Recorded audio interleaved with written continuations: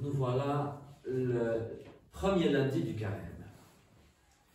Et on a l'impression tout d'un coup qu'on est de retour pendant le temps de l'Avent. Parce que je viens de lire l'évangile sur l'un des passages sur le jugement dernier. Et ici, Angélique nous a lu le passage d'Ézéchiel où Dieu, dans l'Ancien Testament, dit qu'il est le pasteur, le berger de son peuple. Alors, il y a un point commun. Est-ce que quelqu'un a vu un point commun entre les deux lectures? Ça parlait des brebis. Ça parle des brebis dans les deux cas. Bon, on va dire que c'est à peu près le seul point commun. Et au jugement dernier, Jésus qui va séparer les beaux et les méchants comme le berger sépare les brebis d'avec les boucs. Bon, les brebis d'avec les chèvres. Et je vais faire quelques remarques, je vais expliquer un petit peu les passages. Alors, dans l'Ancien Testament, vous avez déjà vu dans le Nouveau Testament où Jésus dit à plusieurs passages, il dit « Je suis le bon pasteur ». Dans Jean chapitre 10. Et dans les synoptiques aussi, mais c'est plus court. Où Jésus est le bon berger. Et en fait, dans l'Ancien Testament, il y a plusieurs passages où Dieu dit « Je suis le bon berger ». Et Jésus reprend cette appellation pour soi, il se l'approprie. Jésus déclare être ce Dieu de l'Ancien Testament. Parce que Dieu, n'oublions pas, est un Dieu unique, unitaire, en trois personnes, Père et Fils et Saint-Esprit. Et Dieu le Fils, il est engendré par le Père depuis toute éternité. Et c'est ce Dieu le Fils qui apparaît à Moïse dans le buisson. Et il dit « Je suis Yahweh ». Et c'est ce Dieu le Fils, ce Dieu le Verbe, qui est le bon pasteur de l'Ancien Testament et du Nouveau, bien sûr.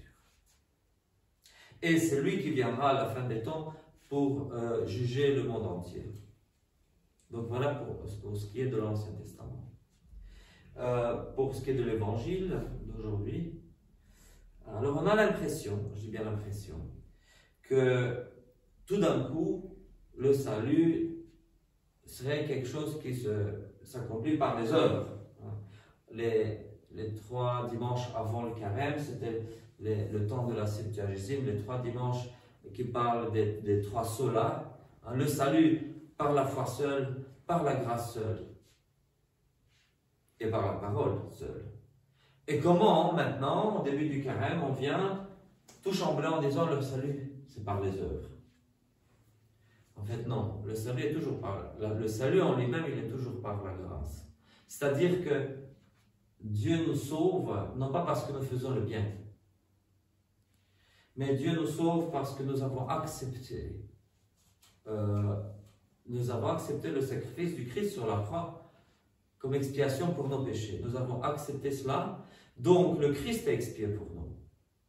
Et même si nous faisons de bonnes œuvres, par les bonnes œuvres, nous ne pouvons pas expier. Alors, ça ne veut pas dire que nous ne faisons pas de bonnes œuvres. Ça ne veut pas dire que « Oh, je suis sauvé par la grâce. Très bien, je suis sauvé. Rien à faire, rien à foutre du monde. Après moi les mouches. » Non. Le chrétien a le Christ. Le Christ vit en nous. L'Esprit Saint vit en nous. Et nous devons permettre à Dieu qui est à l'intérieur de nous de travailler, de faire le bien.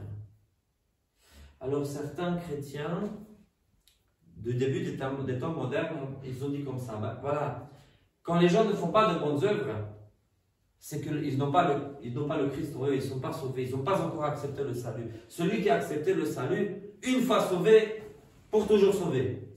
Sauvé une fois, sauvé pour toujours. Donc, si j'ai accepté le Christ dans ma vie, si je vis avec le Christ, si j'ai accepté le salut, alors forcément je vais faire de bonnes œuvres, et c'est comme ça que ça va se passer. Et du coup, au jugement dernier, je serai parmi les brebis, je ne serai pas parmi les boucs. Et si les boucs sont là, qui n'ont rien foutu pendant leur vie de chrétien, ben c'est parce qu'ils n'ont jamais reçu le salut. C'est une façon de voir les choses, oui, effectivement. Mais il ne faut pas oublier qu'il y a aussi des gens qui ne sont pas chrétiens et qui très souvent se comportent beaucoup mieux que le chrétien. Alors que dire d'eux? Si on lit l'un des articles de religion, il va nous dire que avant d'avoir reçu le salut, toutes nos bonnes œuvres finalement ne valent rien, plus ou moins. Ça ne veut pas dire qu'elles ne valent rien intrinsèquement. Ça veut dire que toutes ces bonnes œuvres que nous avons faites avant de recevoir le salut, elles ne peuvent pas nous sauver. Donc on ne peut pas dire un tel, c'est un saint parce qu'il a fait autant de bonnes choses. On est saint parce qu'on est mis à part pour Dieu. Saint, ça veut dire être mis à part. Et on est mis à part pour Dieu. Et là, le salut, il vient par la grâce de Dieu. Mais je vais quand même plus loin, je vais spéculer, je vais faire des spéculations. Et je vais dire que, en fait, il y a des gens qui ne croient pas encore en Dieu, qui ne croient pas encore au Christ. Et malgré tout, la grâce de Dieu peut être irrésistible. Et la grâce de Dieu meut ces gens-là. Il les fait bouger. Et par la grâce de Dieu, peut-être même quand ils ne se rendent pas compte, ils font quelque chose avec Dieu. Et c'est Dieu qui les inspire. On voit dans l'Ancien Testament parfois les prophètes qui disent que Cyrus a été loin de Dieu. Pas loin. Le consacré par onction. Hein, l'onctionné de Dieu. Alors c'est un empereur païen. Tout ça parce qu'il a permis aux Juifs de retourner en terre d'Israël à ce moment-là. Donc parfois même des gens qui ne se rendent pas compte, ils arrivent à faire du bien. Et je ne veux faire la pub à personne, mais je connais un cas concret où un chef d'État qui est d'une stupidité extrême a réussi à faire de bonnes choses. Il a réussi, plus que beaucoup d'autres avant lui, de sauver des gens de la mort. Et peut-être qu'il l'a fait à son insu. Il l'a fait à son insu. Il n'avait sans doute pas en tête ce qu'il avait fait, mais Dieu parfois travaille avec les cons. Et ouais, Dieu peut travailler même avec les cons. Pas qu'avec les intelligents. Je vais poser une question. Dieu écrit droit avec des lignes courbes. Dieu écrit droit avec des lignes courbes. Ouais, effectivement. Bon, retour à nos moutons, notre brebis à nos boucs. Donc, on est en carême. Et toutes les lectures que nous lisons jusqu'au dimanche de la Passion, en fait, c'était des lectures catéchétiques pour préparer ceux qui se préparaient au baptême. Donc, en gros, pendant le carême, à partir du mercredi décembre, ceux qui se préparaient au baptême venaient à l'église tous les jours et les lectures du soir, de la messe du soir, étaient une catéchèse pour eux. Hein, et l'évêque s'adressait à eux et c'était pour leur enseigner la doctrine chrétienne et la morale chrétienne. En gros, c'était ça. Donc ici, en gros, qu'est-ce qu'on fait au début du carême? Hier, c'était sur quoi les lectures d'hier? C'était Jésus qui est tenté dans le désert. Jésus qui jeûne 40 jours et 40 nuits et qui est tenté par Satan et qui est victorieux des tentations, des 3 tentations. Donc, les catéchumènes, ils ont écouté ça, et puis ils écoutent quoi après? Ben, ils écoutent le jugement dernier. Parce que, voilà, il y a tout un programme éthique, moral, qui doit être mis en place en plus de la foi, et pendant tout le carême, jusqu'avant le temps de la Passion, c'est une catéchèse pour les catéchumènes.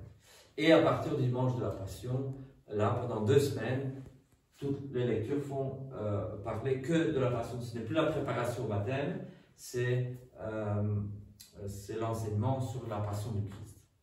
Donc voilà pour la petite histoire. Alors vivons ce carême du mieux que nous pouvons. Nous avons été baptisés, nous avons été confirmés et nous ne sommes plus des catéchumènes, mais nous observons le carême parce que nous nous associons aux catéchumènes qui sont là quelque part dans le monde. Et aussi parce que nous avons besoin d'une conversion perpétuelle, peut-être pas aussi grande que la première fois, mais toute notre vie doit être une remise en question, pour ne pas nous détourner du bon chemin. Et c'est comme quand on coupe une carotte, je ne sais pas vous autres, mais moi, quand je coupe une carotte, j'ai l'impression que le couteau va toujours essayer d'aller vers l'extrémité, au lieu de couper en 2 la carotte. Et chaque fois, il faut reprendre, il faut toujours remettre le couteau dans dans le bon chemin pour que la carotte se coupe comme il faut. Donc, c'est un peu ça notre vie chrétienne, le carême, nous remettre un petit peu sur le bon chemin et comme ça, nous vivrons notre vie chrétienne comme il faut. Amen.